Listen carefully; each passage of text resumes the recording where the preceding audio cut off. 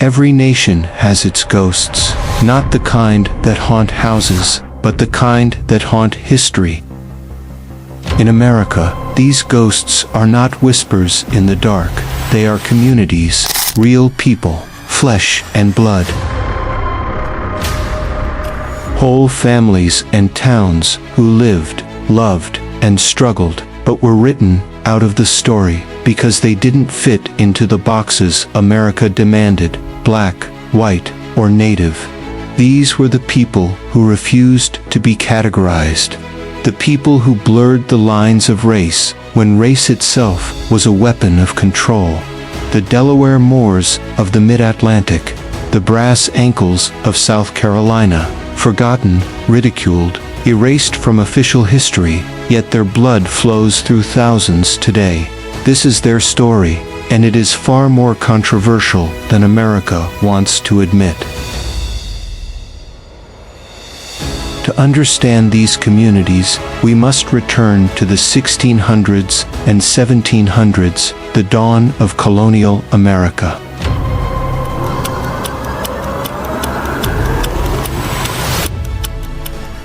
The colonies were brutal experiments in hierarchy. At the top were wealthy European settlers. At the bottom, enslaved Africans and dispossessed natives. In between were indentured servants, poor whites, and refugees who had little chance of survival.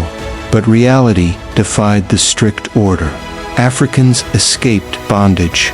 Native peoples resisted displacement. Europeans, Irish, Scots, Portuguese fled poverty and persecution. And in the borderlands where these groups met, a new people was born. They married across lines. They built farms and villages in hidden valleys and marshlands. They took names that confused census takers and confounded lawmakers. They were neither fully black, nor white, nor Indian. They were all three, and America hated them for it. One of the most mysterious of these groups were the Delaware Moors. Their origins are debated.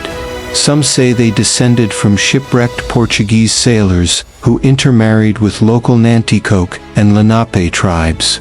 Others insist their ancestry was African, mixed with European indentured servants and indigenous bloodlines. By the 18th century, the Delaware Moors were a distinct community, farming, intermarrying within their group, and living in small settlements across Sussex County, Delaware. But their identity caused endless suspicion. White neighbors accused them of being too dark to be European, too mixed to be native, and not African enough to fit into black communities. They were labeled Moors, a slur, a way of calling them foreign, other, un-American. They were pushed out of schools, denied full rights, and left to hover in legal limbo. Yet, they endured. They built their own churches. They kept to themselves. They survived centuries of attempts to erase them.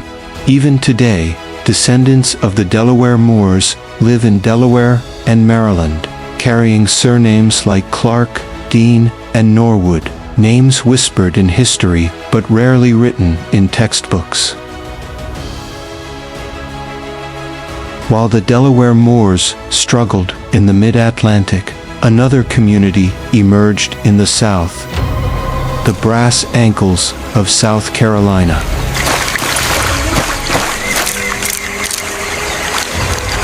Their story begins with the chaos of slavery. Enslaved Africans fled plantations. Native people, forced off their land, took in fugitives. Poor whites, trapped in indenture or poverty, sometimes joined them. These groups retreated into the swamps and pine forests of South Carolina, where they formed tight-knit, self-sufficient enclaves. They intermarried, raised children, and passed down unique traditions blending African, Native, and European roots.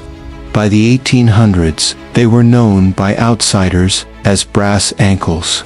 The name was derogatory, suggesting they were dirty, low-class, and impure. But inside their communities, they knew who they were: survivors. The brass ankles lived largely apart from mainstream society.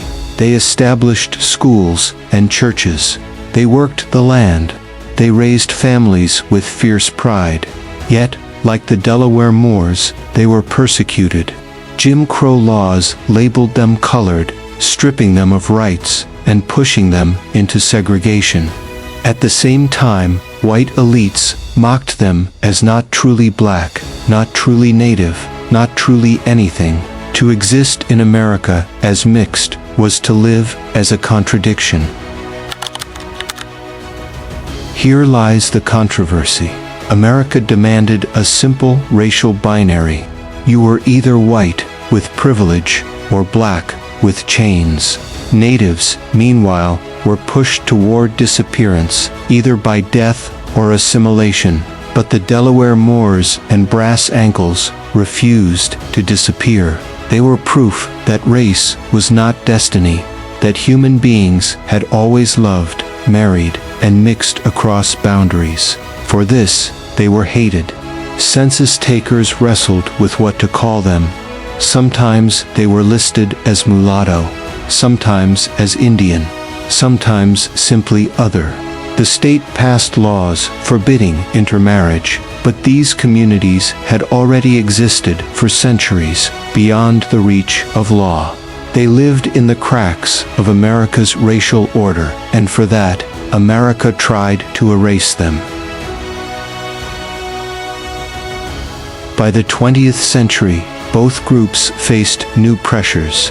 In Delaware, the Moors were increasingly folded into the black category under Jim Crow. Their schools were segregated, their identity mocked. Many left the region, blending into African American or white communities. Yet, in Sussex County, a core group remained, preserving oral traditions that traced their mixed ancestry back centuries. In South Carolina, the brass ankles were scattered by poverty and migration. Some became absorbed into communities like the Lumbee of North Carolina, another large mixed-race group descended from African, Native, and European roots.